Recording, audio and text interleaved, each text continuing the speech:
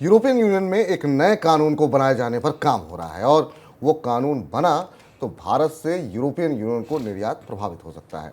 नए कानून के तहत उन कंपनियों से आयात पर पेनल्टी लगाई जाएगी जिनमें श्रम पर्यावरण कानूनों का उल्लंघन होता है। हालांकि इस कानून का भी ड्राफ्ट ही बन रहा है, लेकिन आशंका ये है कि इसके पास होने पर भारत से यूरोप को निर्यात पर असर पड़ेगा। सर, ऐसा क्या है यूरोपियन यूनियन के इस कानून में जिसको लेकर के भारत के अंदर चिंताएं शुरू हो गई हैं? काफ़ी बेचैनी है इस नए कानून को लेकर यूरोपीय यूनियन की, और इसमें दो महत्वपूर्ण प्रावधान हैं जिनके कारण भारत की कंपनियां काफ़ी बेचैन हैं। अब भारत सरकार इस मामले में दखल कर देने की भी कोशिश कर रही है, पर यूरोपीय समुदाय का अपना कानून है, इसलिए भारतीय कंपनियों को इसके लिए तैयारी करनी पड़ेगी।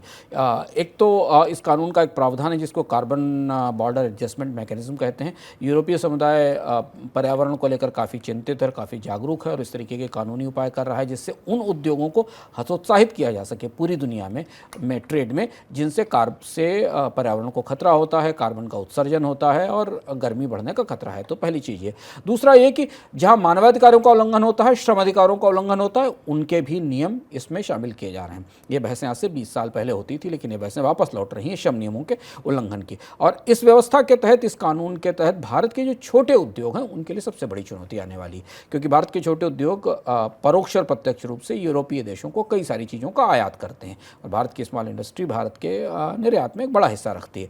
जो इसके अंदर प्रावधान है उस हिसाब से अगर कोई भी कंपनी ह्यूमन राइट्स का, लेबर राइट्स का उल्लंघन करती पाई गई, यानी श्रम और मानवाधिकारों का उल्लंघन करती पाई गई, या उसने ऐसा कोई काम किया जिससे कि पर्यावरण को क्षति पहुंचती उसके किसी काम से, और वो किसी भी ग्लोबल सप्लाई चेन का हिस्सा है, तो उस कंपनी के ऊपर $8 मिलियन रुपए तक के, मतलब 80 लाख रुपए से लेकर 2% तक का जो ग्लोबल सेल्स है कंपनी का इतना जुर्माना लगाया जा सकता है। और ये काफ़ी बड़ा जुर्माना होने वाला है, और चूंकि इस पर बेहद सख्त नियम है, इंक्वायरी के बाद ये जुर्माना लगाया जाएगा, तो कंपनियों के लिए ये डरना स्वाभाविक है।